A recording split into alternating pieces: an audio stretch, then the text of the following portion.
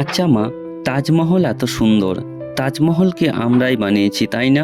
না তো, যিনি বানিয়েছিলেন ওনার নাম সম্রাট শাহজাহান, উনি মুসলিম ছিলেন। আচ্ছা তাহলে কুতুব মিনার নিশ্চয়ই আমরা বানিয়েছি। না না, উনিও মুসলিম ছিলেন, ওনার নাম কুতুবউদ্দিন আইবেক। তাহলে লালকেল্লা নিশ্চয়ই আমরা বানিয়েছি। না, ওটাও মুসলিম শাসকরা বানিয়েছিলেন। তাহলে পুরাতন কেল্লা আমরাই বানিয়েছি তাই না? না, পুরাতন কেল্লাও মুসলিমরা বানিয়েছে। তাহলে চারমিনার নিশ্চয়ই আমরা বানিয়েছি। না, চারমিনারও মুসলিম শাসকরা বানিয়েছে।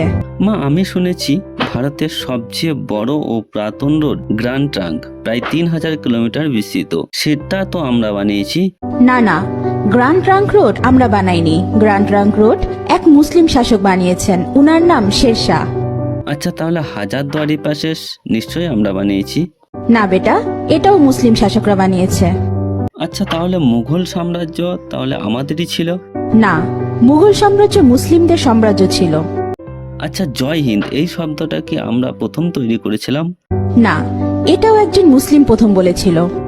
আচ্ছা মা, সারে জাহাঁ সে আচ্ছা হিন্দুস্তান হামারা এই শব্দটি আমরা প্রথম বলেছিলাম। না, এটাও একজন মুসলিম কবি লিখেছিলেন, উনার নাম ইকবাল। তাহলে স্যাটেলাইট লঞ্চ প্রথম আমরাই করেছিলাম। জি না, ভারত অনেকবার স্যাটেলাইট লঞ্চ করেছিল, কিন্তু প্রতিবারই ফেল হয়েছে। এরপর এপিজে আবুল কালাম আজাদ প্রথমবার সাকসেসফুল ভাবে স্যাটেলাইট লঞ্চ করেছিলেন। উনি না থাকলে আজ ভারত স্যাটেলাইট লঞ্চ করতে পারত না। তাহলে পারমাণবিক অস্ত্র নিশ্চয়ই আমরা বানিয়েছি। না না, পারমাণবিক অস্ত্র একজন মুসলিম আবিষ্কার করেছে, উনার নাম এপিজে আবুল কালাম আজাদ। তাহলে মুসলিমরা না থাকলে আমাদের কি হতো মা? মুসলিমরা না থাকলে ভারত এক অন্ধকারাচ্ছন্ন দেশ থাকতো।